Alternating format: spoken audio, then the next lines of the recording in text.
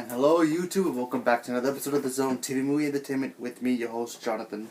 Once again bringing you my thoughts and review for Thursday night's episode of Gotham Season 4, Episode 8. And this episode was pretty good for what it was. I mean, it wasn't action-packed episode, but it was still a pretty fun episode. So in this episode you have the Penguin. He basically gets some news that there's been some laughter going on between him in the Narrows, and it's been led by the Penguin. The Penguin's been, about the Riddler. He's been, in the Narrows, doing in the Fight Club with Solomon Grundy, and he's been putting on an act kind of thing, making fun of the Penguin. So Penguin, obviously he doesn't like that. He decides to send Tabitha, Selena, and Barbara to go grab him so he can go teach him a lesson. So they go down there, they go to the club, and Tabitha notices that it's Butch, who's obviously Solomon Grundy. So she decides, I need to convince him, and trying to convince him that, really ain't good for you, man. You gotta come back. It's me, you love me, I love you, la la la la. So they do that. While that's all happening, you have Jim Gordon dealing with the fact that he's just been promoted to, I think, captain of the GCPD. Not commissioner, but captain.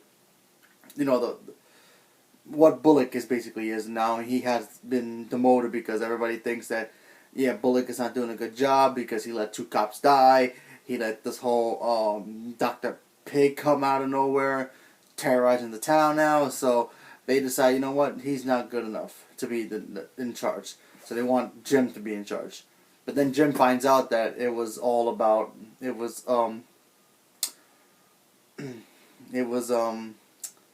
not the Penguin, but what's her name? Hold on. It was Miss Falcone's idea to put him in charge. Sorry about that. Too many episodes, so many characters. You gotta remember. It's hard to remember. Anyway, so she was the one who basically told the mayor, let him be in charge, and now Jim was like wondering, well, what do you want in return? Like, what do I have to do for you now? Like, why do I deserve this? And then he realizes at the end of it, Bullock is kind of out of control. He's not, doing his job where he's supposed to. So then Jim takes over as the new captain of the GCPD. While that's all happening, you have Butch actually remembering who he was and kind of getting his memory back. We're not really sure yet, but he's still friends with the Riddler. And of course you got Firefly coming into the picture, and then you have the leader of the club getting killed, not only by everybody, like Barbara, which is a pretty cool way to do it. She did it like in 2 seconds, and it was no hesitation. It was such a funny moment. But and then of course you have Leslie Tompkins now in charge of the whole club. So what the heck is that going to be about? Is she gonna be a bad guy? Is she gonna be a good guy? We don't know. I found that was pretty cool. But like I said, I thought it was a good episode. Cool moments.